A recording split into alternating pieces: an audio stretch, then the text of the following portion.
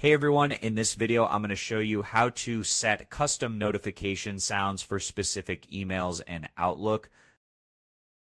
Now this should be a quick and easy process video. All you have to do is to open up Outlook as you can see here and then just head to the contact that you want to enable this notification sound on.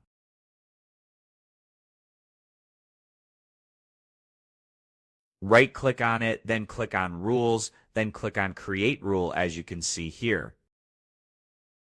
After that, just check this, play a selected sound. Then you can also select the sound by clicking on Browse and select one of these sounds that are available here, or you have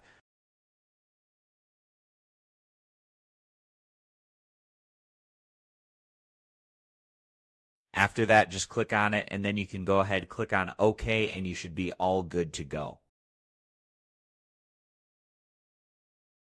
So this is how to set custom notification sounds for specific emails and Outlook. That's it. As always, thank you for watching.